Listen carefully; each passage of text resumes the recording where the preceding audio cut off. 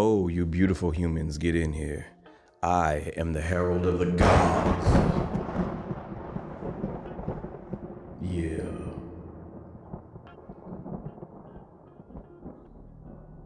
Look at me. Look at me. And welcome back to the Culture Gods channel. It's your boy Mike Nix, man. Hey, Penguin, episode 5. It's called Homecoming. Man, this has to be the most explosive episode yet so far. Starts off with Oz planning to get his damn shrooms back, because you know he had the shrooms deal going on, and Nadia Maroney fucked all that shit up. Well, he fucked it up really, but she fucked it up, stole it from him in the last episode. He left Sophia hanging at the back of the club, you know what I'm saying? Vic pulls up in the whip, he hops in, they skirt off, and then we begin with this episode after, of course, the events of, I'm sorry, that wasn't the last episode. I think that was the episode before, but Oz, he has a plan to get these shrooms back, and what he does is he kidnaps Sal Maroney's son. So now, if you don't know, and you need a little update, in Gotham, there's two big mob families, all right? There's now, over the years in the comics and the cartoons, it's been kind of weird, but with the Penguin, we'll just, for this episode's sake, and this series' sake with James Gunn, we'll just go with the Maroneys and the Falcones. We'll focus on those two, all right? So they've been feuding and going to war for a long time. Well, there's a head of every family, right? So let's see, I can't think his name. But the head of the Falcone family, he's gone. And so the head of the Maroni family, though, is alive, but he's in jail. Him and his wife. And then they have a son, all right? So Oz kidnaps the son and basically holds him for ransom to get his shrooms back. He goes and visits Sal in jail, Sal and his wife. He tells him, hey, straight up, I got your kid, you know what I'm saying? And if you want to see your son again, I'm gonna need them shrooms, you know what I'm saying? Of course, the trade goes wrong, everything goes straight to hell. And I'm noticing a pattern with Oz. He's a fuck up, but he's like a very, what's the word I'm looking for? Very motivated, real hustler. Like, he's a real hustler, but he always ends up fucking some shit up. Like, some shit goes wrong. He'll have a plan. It's a simple plan. Everything will go good for a minute, and at the last minute, some shit will go crazy, right? But during the trade-off, where there's he pulls up with the son, you know what I'm saying, for ransom, and Nadia has the shroom. She got the goods in the back of the van or whatever.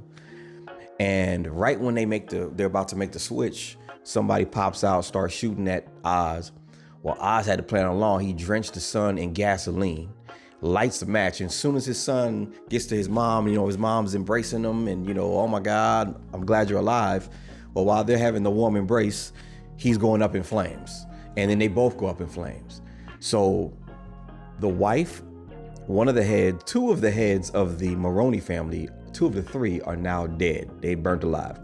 So Oz, boom, he hops in the van. He got the shrooms on back. They get out of there. They pull off. But in the process, the flames went up and the sprinkler system went off. And I want to say, no, not the sprinkler system. I think it was like something to put out the fire that was lit, where it fucked up the shrooms. You know what I'm saying? It was too cold for the shrooms. So they end up getting ruined when he gets back there. At the same time, Oz sets up Sal to get murdered while he's in jail. So he was trying to take all 3 of them out. He was just trying to wipe out the whole Maroney family, basically. So he sets up Sal to get stabbed. Dude goes in there with the shank. He fails. Sal calls him on the man's cell phone, like, yo, hey man, it didn't work. Nice try. You done fucked up, right? So, like, you done fucked up. You know what I'm saying? Because Sal is the head of one of the biggest, mob families in Gotham.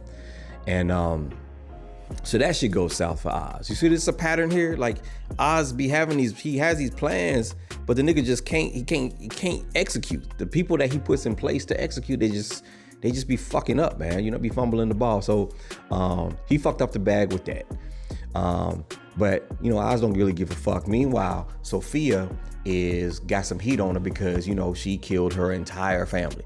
Sophia went to jail for something. This is crazy. It's ironic because she went to jail or to prison and was framed for something she didn't even do. And when she went to prison, she was just innocent daddy's girl. You know what I'm saying? Like, her dad was the monster. She was just a sweet little innocent girl, just following daddy's lead, and her mom was alive too. Well, until her mom got murdered by her dad, which kind of lays it out for you how fucked up the family is. But anyway, she gets framed. When she's locked up in prison, she's trying to get out, and her brother's the only one that seems to want to help. But the rest of the family, the whole Falcone family, pretty much turned on her. And I guess her dad was so powerful, he got the family to turn on Sophia too. So she's all fucked up in the head from that shit, right? So Gotham's so fucked up, everybody knows that she did it, but they assume and suspect she did it. But the cops are on the payroll. The cops have their hand in the mob's pockets, because there's a scene where one of the lead investigators or detectives is there questioning Sophia, and basically she pretty much tells him like, yo, so what you here to make sure that everybody's dead, and you worried about getting paid every month? I mean, you know what I'm saying? Is that why you're here? Basically, he confirmed that's exactly why he was there. So all the cops in Gotham are fucked up. Meanwhile, she has Johnny Vitti. Johnny Vitti. I like saying that name. Johnny Vitti. Johnny Vitti. She's kidnapped him. He was the only one that survived the gas leak. You know what I'm saying? So she's got him because he's got some information that, you know, where the money is. He had, her dad had a stash, and only Johnny knew, or her uncle had a stash, maybe her dad, and only Johnny knew where the stash was. So she kidnaps him, tortures him until he gives it up. And once he gives it up, she's like, okay, cool. She calls a round table meeting. And as she calls this round table meeting, now this is the crazy part. She calls a round table meeting. Johnny Vitti, now he's free. You know, she had him locked up and tied up in the basement and shit. He's cool. Now you're thinking like, okay, so Johnny Vitti is her right-hand man now, you know what I'm saying? That's her cousin, I think. And, you know, so she calls a roundtable meeting with all the leftover henchmen of the Falcone family. You know what I'm saying? Everybody that was just street runners, they workers, basically what you call them in the streets. They workers. They ain't nobody big. They ain't got no real titles. They ain't no underbosses or nothing. They got their own little operations, but they ain't nobody for real. But she calls them all in. She got Johnny Vitti there. And she's trying to pretty much tell them like, yo, you know, my family said, fuck me, so I killed them all. It ain't no secret. And I'm glad they did, for real. Like, I've knocked all them niggas off. You know, now I run this shit. This is how it's going down. Johnny Vitti keeps interrupting her while she's talking. She pulls out the gun, pops him in the head right there. I was like, God damn.